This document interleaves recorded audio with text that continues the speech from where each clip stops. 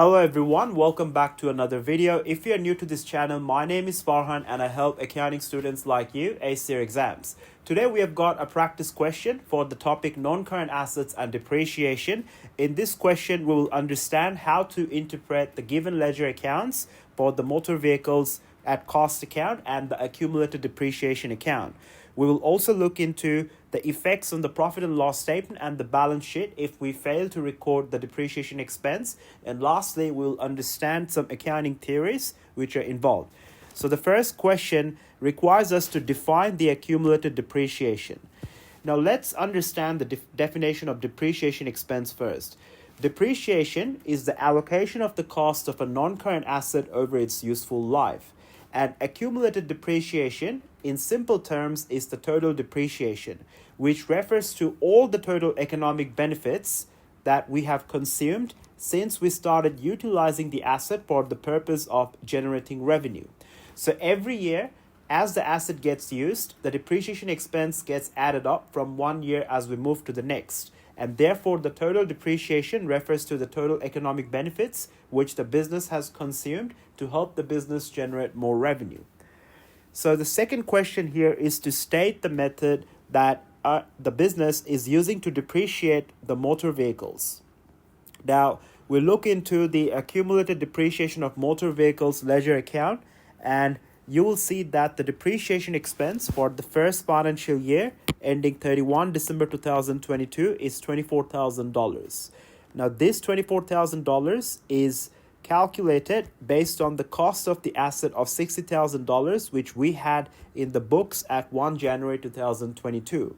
So based on the first ledger account which we are given, we can identify that the original cost of the motor vehicle which we have purchased is $60,000. Okay, and the depreciation, if you check the accumulated depreciation account, you will see that the depreciation expense has decreased from 31 December 2022 to 31 December 2023, when it went down from $24,000 to $14,400. So as depreciation is decreasing every year, this type of method is what we classify as the reducing balance method, because the depreciation has decreased from $24,000 to $14,400, which is again synonymous with reducing balance.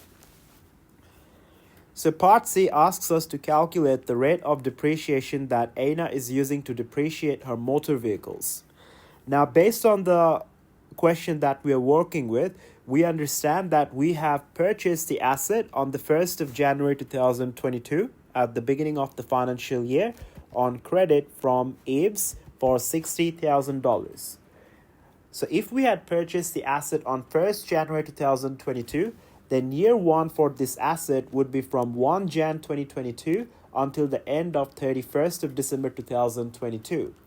So in this 12 months, the total depreciation expense that the business incurred was $24,000, which is what we can identify from the accumulated depreciation ledger account, where you will see that at 31 December 2022, the depreciation expense recorded was $24,000.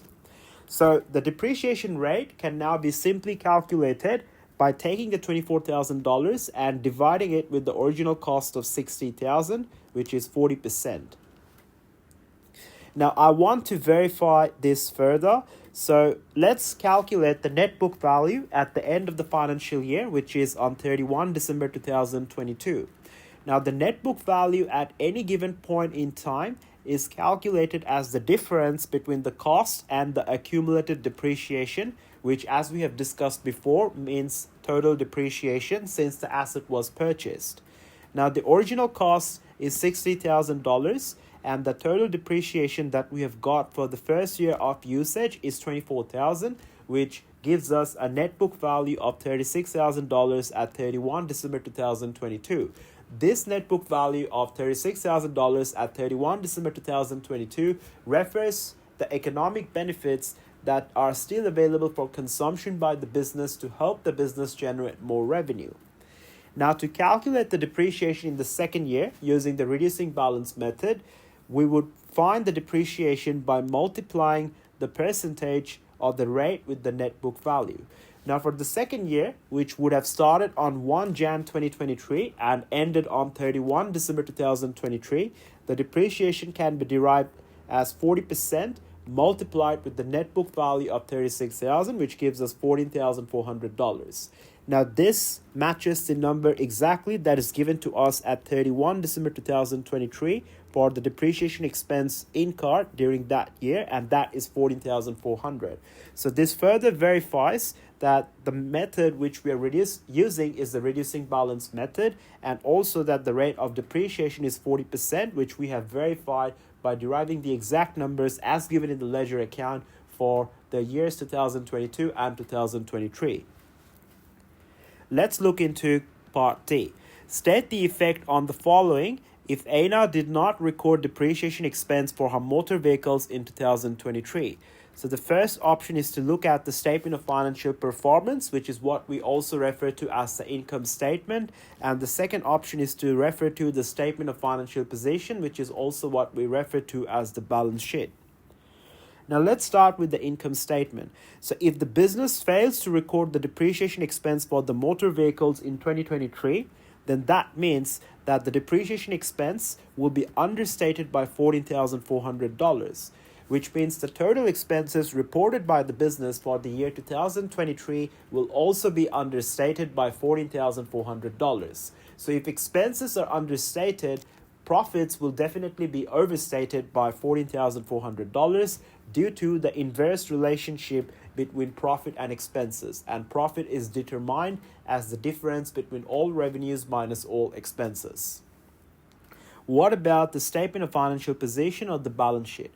So if we understate the depreciation expense by $14,400, the accumulated depreciation will also be understated by $14,400, given that the accumulated depreciation means the total depreciation that we've got so far since the day of purchase. So if accumulated depreciation is understated, the net book value must be overstated, which in this case is also $14,400, because as we have seen in the previous question, net book value is calculated as the difference between the original cost and the accumulated depreciation. So if accumulated depreciation is understated, then obviously the net book value will be overstated. So if net book value of the relevant asset, which is the motor vehicle, is overstated by $14,400, then the total assets that we will derive in our balance sheet will also be overstated by $14,400. Now let's look into the other questions. The business recently purchased a good quality hole puncher for $20. However, Aina recorded the amount paid as stationary expense instead of office equipment, even though the hole puncher can be used for a few years. State and explain the accounting theory that Aina applied. So this is pretty straightforward, which is the materiality theory. And the question we want to ask ourselves is the cost, whether it's significant enough to record it as an asset or a long-term asset, or it is not significant enough for us to record it as an asset, but rather record it as an expense.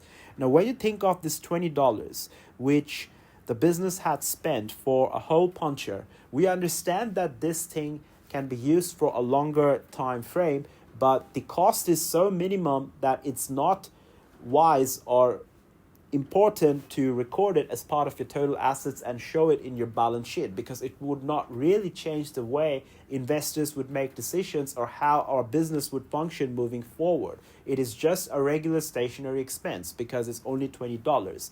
Therefore, the right theory in this case to apply would be the materiality theory, which we use as a basis to judge whether the cost is significant enough for the asset to be recorded as an asset, for the item to be recorded as an asset, or whether the cost is not significant enough to therefore record it as an expense. Let's look into the last question. State the effect of this error on the following. So the error here is talking about this. The business spent $10,000 improving the interior of its shop to attract more customers. However, Aina recorded the amount spent as revenue expenditure instead of capital expenditure. Now, when you are spending money to improve the interior of your shop, you are adding value to your shop, all right? And if you're adding value to your shop, this is what we classify as a capital expenditure. Capital expenditure simply refers to the purchase of a non-current asset or adding value to an existing non-current asset. So when we are adding $10,000 worth of value to our shop, also given that this is a substantial cost, we must classify this as a capital expenditure. Because we have not classified this as a capital expenditure but a revenue expenditure, we have therefore made an error. So because we classified it as a revenue expenditure, the total expenses will be overstated. And if total expenses are overstated, profit will be understated by $10,000. Option 2, the effect of this error on the non-current assets. As we have understood, we have failed to record this as a capital expenditure. Therefore, we are devaluing or undervaluing our assets by $10,000. Therefore, non-current assets as a whole would also be understated by $10,000. So that's all for today's lesson. If you found value in this content, make sure to drop a like and subscribe to this channel and follow for the next videos that I'll be uploading soon.